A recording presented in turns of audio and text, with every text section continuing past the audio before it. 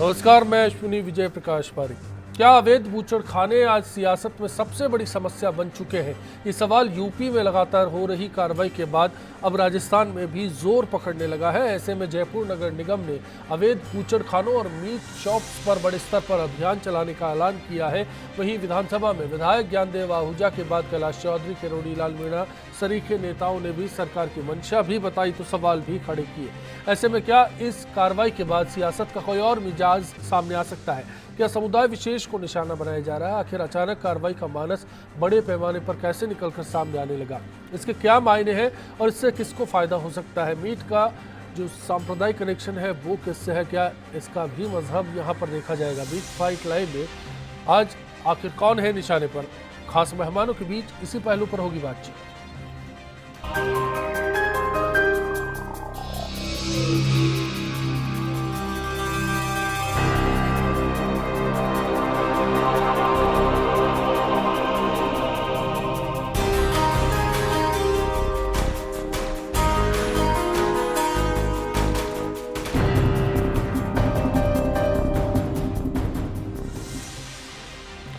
चलिए सबसे पहले यूपी के हालात के बाद एक रिपोर्ट आपको दिखाते हैं। चंद सवाल हैं लेकिन इशारा कहां पर, आप देखिए।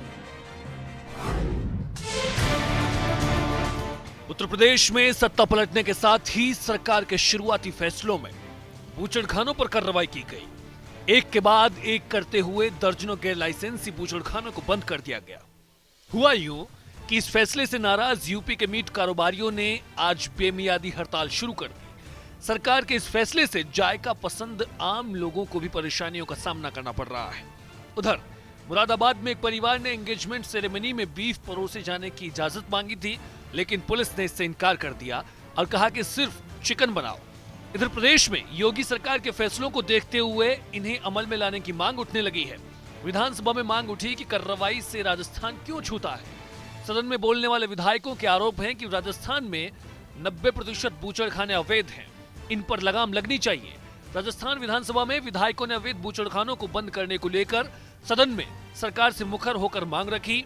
उधर जयपुर के मेयर अशोक लाहोटी ने लगे हाथ नगर निगम की बिना पर एक अभियान बड़े पैमाने पर शुरू करने का ऐलान कर दिया। इसकी शुरुआत माना जा रहा है कि 1 अप्रैल से कर दी जाएगी। मांस की दुकानों को भी कार्रवाई के दायरे में लाने की बात कही गई। निगम ने साफ किया कि 1 तारीख के बाद से सभी बूचड़खानों, मीट कारोबारी और होटल्स में मांस परोसने वालों पर लाइसेंस नहीं होने पर सख्त कार्रवाई की जाएगी। जाहिर है प्रदेश में गौ तस्करी के बाद बूचड़खाने बड़ा मसला बन चुके थे। सवाल इनके गैर कानूनी होने पर गैर वाजिब तरीकों से पशुवध का तो है ही, साथ ही ये भी है कि इन जगहों पर किस तरह से सरकारी नियम कायदों को ताक पर रखने के बाद लोगों की सेहत से खुला खिलवाड़ किया जाता है। पर इन सब से परे मौजूदा तस्वीर में सियासत का जुदा अंदाज सामने आता है, जहां लोगों में इस तरह की कार्रवाई के जरिए नब्ज के आधार पर वोट बैंक को मजबूत बनाने की कवायद साफ देखी जाती है। वरना ऐसा क्या हुआ कि सालों से जारी अवैध और वैध कारोबार के बीच दायरों को तय करने के लिए विधायक पार्टी विशेष से ही जागते हैं, जहां कार्रवाई हो रही है वो भी पार्टी विशेष से। खैर, प्रदेश में बूचड़खानों और स्लॉटर हाउस को बंद करने की मांग को देखते हुए नगर निगम जिस तरह से सक्रिय हुआ है, उससे साफ है कि उत्तर प्रदेश के तर्ज पर शायद राजस्थान दूसरा राज्य बनेगा जहां इतना जल्द इस तरह के फैसलों पर अमल किया जा रहा है। इसमें मुद्दे और मसले कितने हैं और सियासत कितनी है, ये जनता की आवाज ही तय करने जा रही है। लेकिन जो लोग कहते हैं कि मन का मीट तलाश रहे हैं, क्या सरकार उनके जायके का ख्याल रखेगी? मीट और मटन क्या मन का नहीं मिलेगा तो समुदाय विशेष ही इसका टारगेट होगा? खैर, ये भी महज सवाल ही है जिनका जवाब वक्त के साथ मिलना तय है। तो क्या इन अवैध बूचड़खानों को बंद करने के साथ ही एक समुदाय विशेष को निशाने पर लिया गया है? आज हमारा सवाल है जिस पर हमें आपकी राय का इंतजार रहेगा। हमारी वेबसाइट के साथ साथ फेसबुक या फिर ट्विटर पर भी आप बता सकते हैं कि सवाल पर आपकी क्या राय है। चर्चा में भारतीय जनता पार्टी और कांग्रेस नेताओं का अभी फिलहाल इंतजार है। बाकी मेहमानों से आपका तारुफ करा देते हैं। गोरक्षक दल के राष्ट्रीय उपाध्यक्ष बाबूलाल जांगिड़ साहब चर्चा में हमारे बीच मौजूद हैं। जमात इस्लामी हिंद के उपाध्यक्ष नाजिमुद्दीन साहब हमारे साथ मौजूद हैं। गोभक्त जितेंद्र शर्मा जी हमारे साथ होंगे। आप सभी का स्वागत करते हैं। नाजिमुद्दीन साहब, सबसे पहला सवाल मैं आपसे करना चाहता हूँ, क्या सरकार बीफ के बहाने बूचड़ खानों तक पहुँची है और अब लगता है कि आपकी थाली में दखल दिया जा रहा है?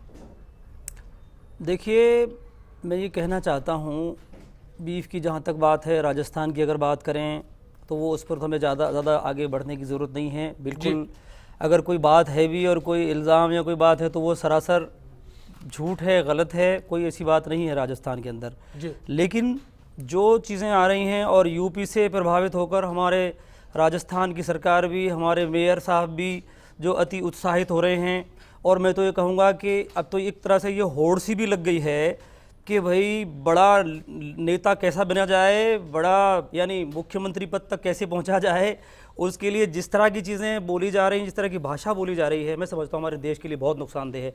एक बात मैं कहना चाहता हूँ, यूपी में आते ही जिससे प्रभावित होकर हमारे राजस्थान की सरकार भी मुतासिर हो रही है।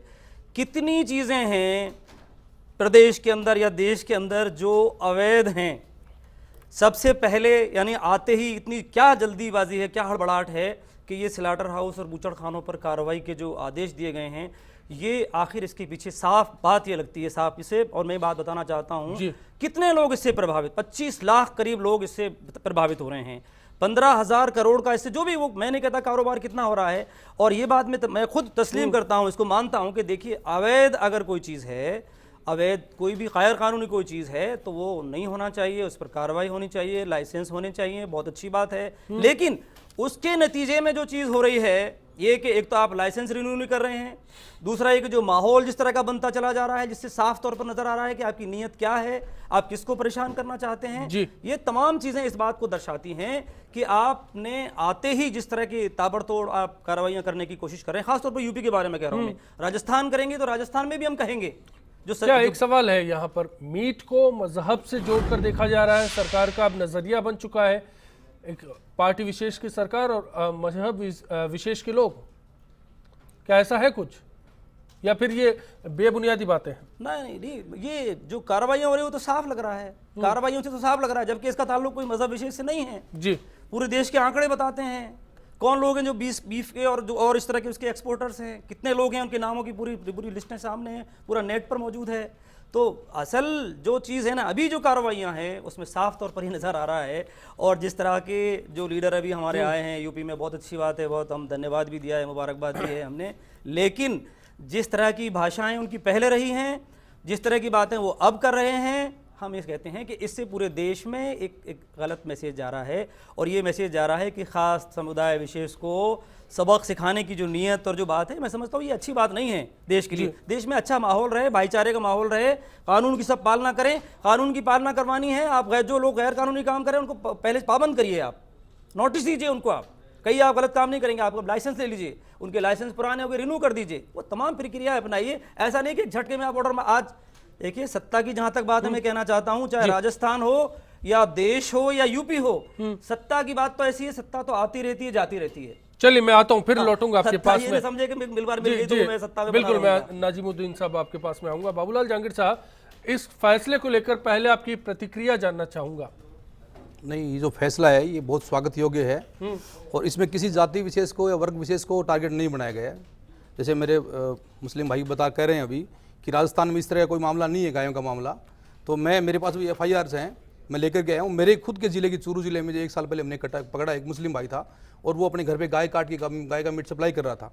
ऐसे हमारे भरतपुर, अलवर, इन जिलों में हम लोग पकड़ रहे हैं, हमारे कार्यकर्ता पकड़ रहे हैं, और उनके पास मोटरसाइकिलों पे वो अपने घरों में गायें काट रहे हैं, 20-20 गाय का मांस बरामद होता है। आप आंकड़े तमाम जुटाइए, उसमें कोई हिंदू नहीं मिल रहा है, उसमें कोई हिंदू नहीं मिल रहा है। उसमें जैसा हम बता रहे हैं कि ये हम तो चाहते हैं कि इस धरती पे सबको जीने का अधिकार है, एक भी प्राणी यहाँ नहीं कटना चाहिए, चाहे उसमें बकरा हो, चाहे भैंस हो या भेड़, कुछ भी नहीं कटना, सबको यहाँ जीने का अधिकार मिला है।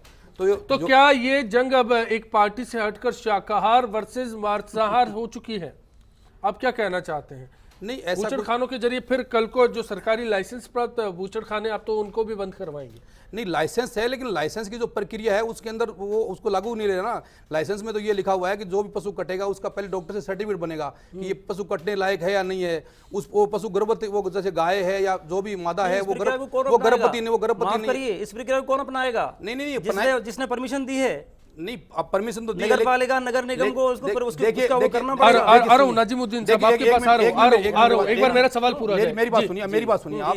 जैसे अभी आप कर रहे हैं भी, आप मानते हो इस्लाम में ये लिखा हुआ है कि कोई भी चीज जो चोरी की जो चीज होती है ना, उसको काम में लेना हराम है। बिल्कुल। और आपके मुस्लिम भाई ट्रकों में छिपा गायों को ले जा रहे हैं, मैंने पहले कह दिया है। सुनिए जी, चोरी छुपे ले जा रहे हैं, कानून और तोड़ता है फिर तो उनको काट रहे सजा हैं। मिलनी तो चाहिए। क्या इस्लाम इस बात को गलत इजाजत नहीं देता, क्या इस बात गैर के लिए कानूनी करने काम के की लिए? इस्लाम इजाजत नहीं देता। मैं कह रहा इस्लाम हूं, में पहले कह कह रहे दिया चोरी मैंने छिपी आपको। चोरी की कोई भी माल है वो कोई हराम गलत है, करता है, उसको और उस सजा हराम मिलनी को वो चाहिए। काट रहे हैं, गायों काटी खा रहे हैं, तो वो क्या है? वो हम उसका चलिए, मैं पहले इस पर वो नहीं आना हम चाहता। उसका मैं support बाबूलाल जी नहीं कर आपसे रहे सीधा हैं। जानना चाहता हूं, स्लॉटर हाउस बंद करने की जो बात है अवैध रूप से, क्या ये कनेक्शन सीधा सीधा भगवा हो चुका है? भगवा एजेंडा यहां पर सरकारें लागू कर रही हैं, आप लोगों की मांग थी, क्या उस राह पर अब सरकार चल रही है?